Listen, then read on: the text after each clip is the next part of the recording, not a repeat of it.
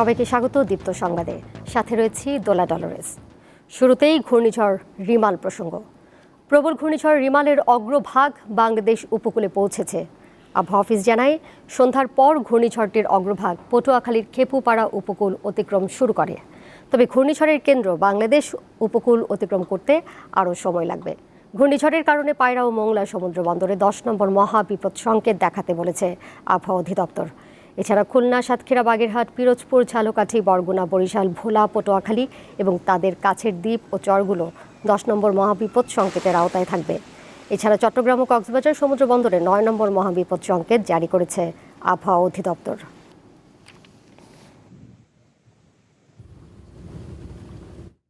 এখনো পর্যন্ত সরাসরি উত্তর দিকে আগাচ্ছে। ঘূর্ণিঝড়টির যে গতিবেগ সেটি আমরা বলেছি যে 90 থেকে 120 কিলোমিটার পর্যন্ত। এরপরে কেন্দ্রটা যাবে সন্ধ্যা 6টার থেকে আরম্ভ করবে, 3-4 ঘন্টার মধ্যে কেন্দ্রটা অতিক্রম শেষ হবে। ওই সময়টা কেন্দ্র অতিক্রম করলেও ঘূর্ণিঝড় শেষ হবে না, তারপরেও তার নিচের যে অংশটা, পরবর্তী অংশটা, সেটা আমাদের ল্যান্ডের দিকে দাবিত হতে থাকবে, উঠতে থাকবে। ঘূর্ণিঝড় রিমালের প্রভাবে উপকূলীয় জেলা বরগুনায় বৃষ্টি হচ্ছে, এখনও বইছে ঝোড়ো বাতাস। এ বিষয়ে আরও তথ্য নিয়ে যোগ দিচ্ছেন সহকর্মী শালি। এই মুহূর্তে ঘূর্ণিঝড় রিমালের কি ধরনের প্রভাব দেখতে পাচ্ছেন? ঘন্টায় বাতাসের গতিবেগ কত রেকর্ড করা হচ্ছে বলে আবহাওয়া কর্মকর্তারা জানিয়েছেন, এবং আশ্রয় কেন্দ্রগুলোতে কি উপকূলবাসীরা ঠাঁই নিয়েছেন কিনা?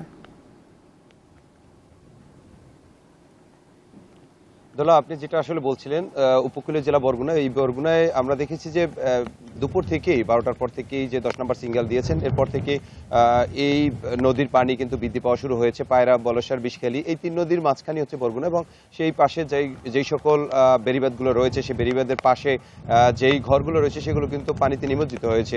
আমরা দেখেছি যে এই বরগুনার যে বিশেষ করে তিতুলবাড়িয়া, এই মোহনা কেন্দ্র এবং তালতলিতে, পাথরঘাটা, বেশ কয়েকটি জায়গায় প্রায় 20 কিলোমিটার বেড়িবাঁধ, সেখানে কিন্তু একদম নাজুক অবস্থা। সেখানে সেই পানি প্রবেশ করে সেই বাড়িঘর কিন্তু তলিয়ে গেছে। দুপুরে অনেক বাসায় রান্না হয়নি, অনেকে খাবার খেতে পারেনি, অনেকে বড় রাস্তায় উঠে বসে আছেন।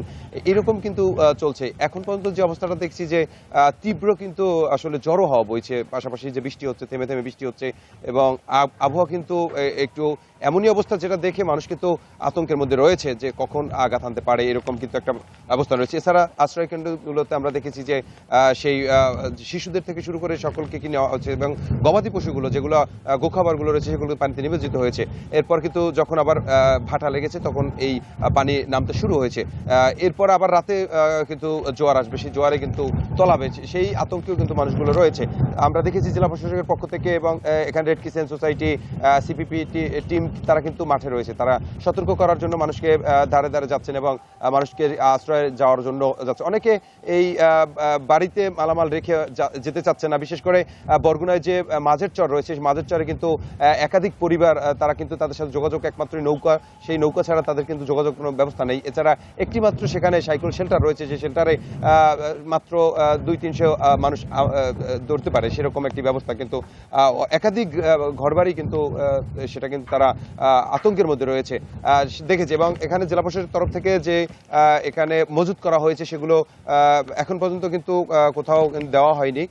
যে ত্রাণ তহবিল রয়েছেন সেগুলো কিন্তু এখন পর্যন্ত কোথাও দেওয়া হয়নি। আমরা দেখেছি দুপুরে সে খাবার খেতে পারে নাই অনেক, যে বাড়িতে রান্না হয়নি। তো এছাড়া যেই স্বেচ্ছাসেবী সংগঠনগুলো রয়েছে তারাও কিন্তু তৎপর রয়েছে এই ঘূর্ণিঝড় রেমাল মোকাবেলা করতে। তারা কিন্তু পর্যাপ্ত পরিমাণ চেষ্টা চালাচ্ছেন এবং মানুষদেরকে সচেতন করছেন যাতে করে তারা দ্রুত এই আশ্রয় প্রকল্পে যায়। এই যে হলো বরগুনা উপকূলীয় জেলা থেকে আমার কাছে সর্বশেষ তথ্য। দোলা, ঘূর্ণিঝড় থেকে যুক্ত ছিলেন বরগুনা থেকে যুক্ত ছিলেন সহকর্মী শালি। ঘূর্ণিঝড়ের সবশেষ খবর জানাতে খুলনা থেকে এই মুহূর্তে সরাসরি যুক্ত রয়েছেন সহকর্মী ইয়াসিন আরাফাত। ঘূর্ণিঝড়ের অগ্রভাগ তো এরই মধ্যে আঘাত এনেছে, কি ধরনের প্রভাব সেখানে দেখতে পাচ্ছেন? দুর্যোগ মোকাবেলায় স্থানীয় প্রশাসন যে ধরনের ব্যবস্থা নিয়েছে সেটি কতটা যথেষ্ট বলে মনে হচ্ছে? দোলা, ঘূর্ণিঝড়ের অগ্রভাগ ইতিমধ্যে আঘাত ফেলেছে। আমি এই মুহূর্তে রয়েছি মোংলা বন্দরে। মোংলা বন্দরের এখানে আমরা কিছুটা ঝোড়ো বাতাস দেখতে পাচ্ছি, তবে ঘূর্ণিঝড়ের যে প্রাদুর্ভাবটা সাধারণত দেখে থাকি সেরকম কিন্তু নয়, বাতাসের পরিমাণটাও কম। আমরা বিকেলে যতটা বাতাস দেখতে পেয়েছিলাম ঝোড়ো বাতাস, সেটা কিন্তু এই মুহূর্তে নাই। তবে জোয়ারের স্বাভাবিকের তুলনায় নদীর পানি কিন্তু অনেকটা বৃদ্ধি পেয়েছে। আমি সকাল থেকেই মোটামুটি মোংলা বন্দরের উপরে নজর রাখছিলাম এবং এই বিষয়ে তথ্যগুলো যেগুলো পেয়েছি সেগুলো যতটুকু জানতে পেরেছি যে সমুদ্রে জোয়ারের পানিতে ইতিমধ্যে 3 থেকে 3.5 ফিটের মতো পানিতে প্লাবিত হয়েছে এবং একই সঙ্গে খুলনা সহ আশপাশের জেলা সাতক্ষীরা এবং বাগেরহাটের কিন্তু উপকূলের যে ভেড়িবাঁধগুলো রয়েছে সেগুলো যেগুলো নাজুক অবস্থায় রয়েছে সেখানে কিন্তু সাধারণ মানুষ অনেকটা আতঙ্কিত অবস্থায় রয়েছেন। কারণ আপনি জানেন, আপনার মাধ্যমে দর্শকদেরকে এটি জানাতে চাই যে আইলা যখন হয়েছিল সেটি কিন্তু মাত্র একদিন আগে, অর্থাৎ 25শে মে হয়েছিল 2007 সালে। তো সেই সময়ের আইলার যে ভয়ঙ্কর স্মৃতি তাদের রয়েছে, সেই স্মৃতি নিয়েই কিন্তু তারা এই ঘূর্ণিঝড় রেমালের স্মৃতি নিয়ে কিন্তু তারা একটা আতঙ্কিত। তবে আমরা প্রশাসনের যে দৃষ্টিটা সেটি আমরা দেখেছি যে তারা কিন্তু ঘূর্ণিঝড় মোকাবেলার জন্য এবং উদ্ধার তৎপরতা চালানোর জন্য ইতিমধ্যে সকল প্রস্তুতি সম্পন্ন করেছে। খুলনাতে ইতিমধ্যে 604টি আশ্রয় কেন্দ্র প্রস্তুত করা হয়েছে, 3টি মুজিব কেল্লা প্রস্তুত রয়েছে এবং এই সব জায়গাতে 15,180 জন সাধারণ মানুষ থাকতে পারবে এবং প্রস্তুত রয়েছে 5,280 জন স্বেচ্ছাসেবক, এটি খুলনাতে। এবং এর পাশাপাশি আমি যদি আপনাদেরকে আরেকটু জানাই যে বাগেরহাট জেলাতে কিন্তু 359টি আশ্রয় কেন্দ্র প্রস্তুত করা রয়েছে এবং 505 জন স্বেচ্ছাসেবক তারা প্রস্তুত রয়েছে এবং এই আশ্রয় কেন্দ্রগুলোতে 5,50,000 সাধারণ মানুষ কিন্তু আশ্রয় নিতে পারবে এবং ঘূর্ণিঝড় পরবর্তী সময়ে তাদের খাবারের জন্য কিন্তু 6,43,400 মেট্রিক টন কিন্তু চাল মজুত করা রয়েছে, এটি বলেছেন বাগেরহাট জেলা প্রশাসক। এবং একইভাবে সাতক্ষীরাতে কিন্তু 887টি ঘূর্ণিঝড় আশ্রয় কেন্দ্র সেটি প্রস্তুত করা হয়েছে এবং এর সঙ্গে নৌ উপকূলীয় এলাকায় যত সরকারি চাকরিজীবী যারা রয়েছেন তাদের সকলের ছুটি কিন্তু বাতিল করা হয়েছে এবং পর্যাপ্ত পরিমাণে শুকনো খাবার, ঔষধ, জেউটিন এবং নগদ টাকা সেটি রাখা হয়েছে এবং উদ্ধার তৎপরতার জন্য প্রস্তুত রয়েছে স্বাস্থ্য বিভাগ, জনস্বাস্থ্য প্রকৌশল বিভাগ, ফায়ার সার্ভিস, পুলিশ, নৌবাহিনী, কোস্টগার্ড এবং পানি উন্নয়ন বোর্ড। আমি এই মুহূর্তে মংলা বন্দরের যে জায়গা থেকে কথা বলছি, আমার একেবারে পাশেই কিন্তু কোস্টগার্ডের আমরা 4টি জাহাজ দেখতে পাচ্ছি এবং নৌবাহিনীর কিন্তু 4টি জাহাজ আমরা দেখতে পাচ্ছি। তারা কোনো ধরনের অপ্রীতিকর ঘটনা যদি ঘটে বা বড় ধরনের কোনো ডিজাস্টার এই অঞ্চলে হয়ে থাকে তাহলে তারা উদ্ধার তৎপরতার জন্য কিন্তু তারা রওনা দিবেন। মংলা বন্দরের হারবার মাস্টার তিনি কিছুক্ষণ আগে আমার সঙ্গে কথা হচ্ছিল, তিনি জানিয়েছেন যে বন্দরে এই মুহূর্তে 6টি জাহাজ রয়েছে, বিদেশি জাহাজ যারা পণ্য খালাস করবার জন্য আসছে, তবে তাদেরকে বহির্নোঙরে নিরাপত্তার জন্য নোঙর করানো হয়েছে এবং বন্দরের কোনো ধরনের পণ্যর ওঠানামা এটি কিন্তু একেবারে বন্ধ করে দেওয়া হয়েছে।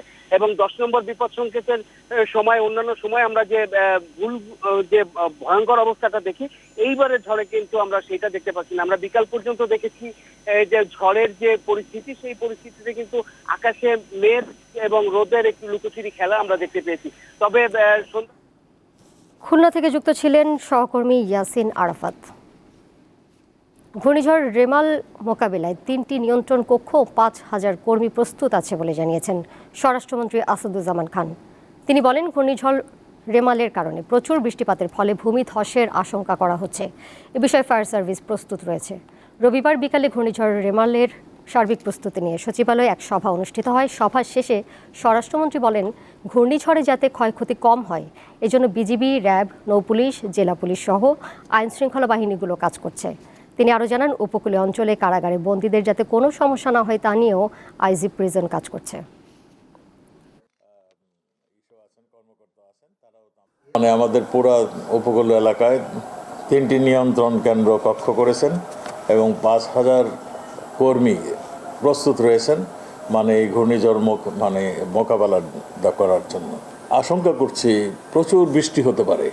প্রচুর বৃষ্টি হলে পার্বত্য এলাকায় ভূমিধস হতে পারে। সেই ক্ষতি রোধেও আমাদের ভলান্টিয়ার সহ ফায়ার সার্ভিস রেডি রয়েছেন।